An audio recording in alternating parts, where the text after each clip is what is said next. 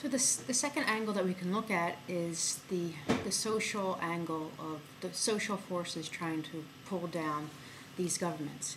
There'd always been resistance, especially among many of the intellectuals in Eastern Europe to these governments. Some of these people were purged at different times. Some were arrested, but generally there's always on the underground. There are some who are writing secret documents, plays, novels, poetry was in opposition of the government. You read about one of these people in the 1930s, Nadezhda Mandelstam, and her husband Osip Mandelstam, and his poetry against Stalin, and which led to his eventual death. So these things are still going on. In the 1970s, a new form kind of started called Samizdat literature, Samizdat.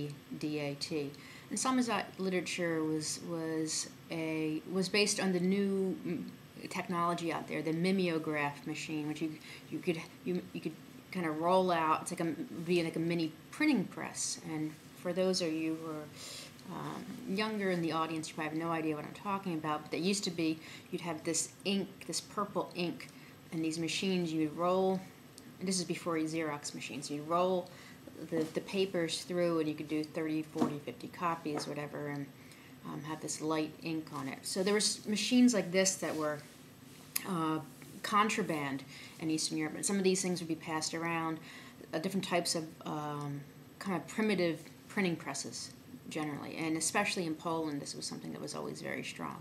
And in the Samizdat literature, people would write up a story or a poem or a couple other things and put together almost like a little tiny newspaper, so a one-sheet newspaper.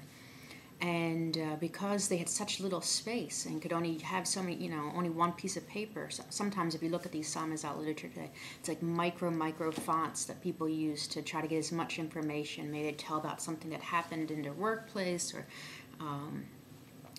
someone was arrested or whatever, and these pages would be copied and then passed around, and maybe there'd only be such a limit, so you'd maybe say 30 or 50 would be made, and then they'd be passed around through hundreds of hands, people trying to find some kind of truth.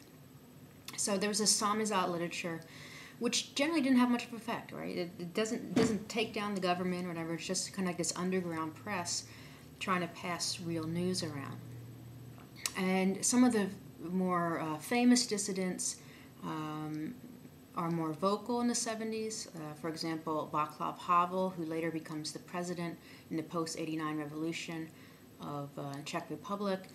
Him and some others signed a petition called Charter 77, which said that they're fighting for human rights and that all nations would fight for human rights. And it was kind of like this vocal, visual protest against Eastern European nations.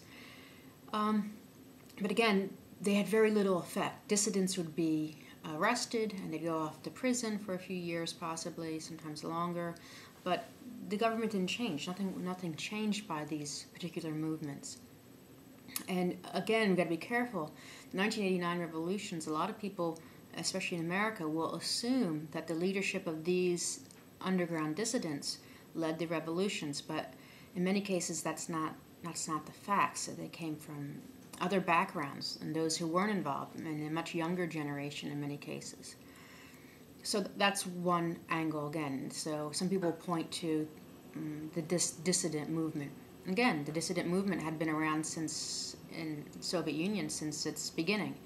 And it doesn't necessarily overtake a government or convince the wide populace to take up arms and fight the government. So that's one angle. Part of the social movement angle as well is something that is not really discussed in American historiography yet, although there have been some great books published about it. One is called Carnival of Revolution by Padraic Kennedy.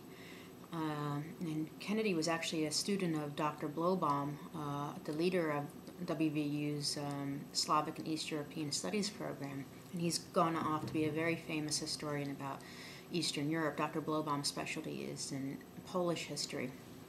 And Kennedy has focused often his work in Poland as well.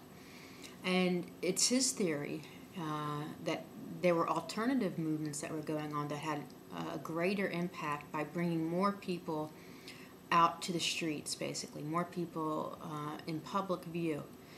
And there's some very interesting stories that go along with this, but in Poland, for example, there were those who in the late 80s would have these things called happenings, where they would do these absurd shows, avant-garde shows in the middle of the street, just spontaneously would have these things occur and kind of bring the crowds into the performance. And the government didn't know how to handle this, because something it would be farcical. So, for example, you'd have people dressed up as Lenin, for example, and say, "Be more socialist, be more red," or something like this. And so it would, on the surface, seem that you're supporting the government, but it was all full of irony. So of course you weren't. So how do you arrest somebody who's saying you want more of this type of government? So there's these strange kind of bizarre takes against the government that the government doesn't know how to handle. There were times when people dress up as Smurfs, and this was, and the Smurfs represented the police in Eastern Europe. People would be dancing around the street as Smurfs, and the government's like, what are we supposed to do? You call headquarters, hey, we have people dressed up as Smurfs dancing around the streets. Should we go out and beat them like we normally do when there was dissident rallies? So it was this strange way of protesting, which I think is very important, because it's something that Americans haven't thought about in this way, or many other countries, that sometimes irony is a more effective protest than kind of a direct confrontation. Another part of the social movement is the Green Movement. In the mid-1980s, there was a terrible accident at the Chernobyl nuclear plant, and radiation was spread throughout the area, and especially happened in Ukraine, modern-day Ukraine, but it was part of the Soviet Union then, and much of the fallout went north to what is today Belarus, and the government was slow to react to this, and people's lives were damaged because they didn't move them out quick enough. They weren't evacuated quick enough, and there's children today who are still affected by the radiation that is still around the Chernobyl nuclear plant. So this united people. So mothers and children would go out in protest of just the for environmental causes. And again, the government wasn't sure how to handle this, because it's not a direct attack against them. Sometimes it'd be part of this world movement for environmental changes. And in Eastern Europe, under socialism, the environmental damage was huge, because there was never a concern. And you go to certain places in Romania, especially, it's terrible, like you've never seen before.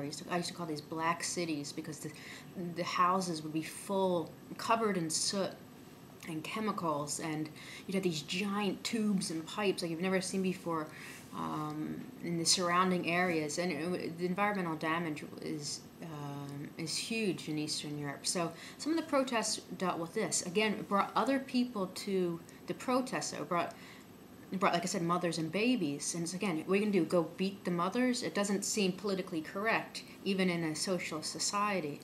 So there's different forces that are appearing that it's not direct confrontation with the government, but it's some kind of confrontation. And many of these Eastern European governments didn't know how to handle this, and they got larger and larger depending on the region. For example, in Hungary, the focus became on the Danube River, which they were going to build a nuclear power plant that was similar in design to Chernobyl. And this brought tens of thousands of people to the streets trying to protest this.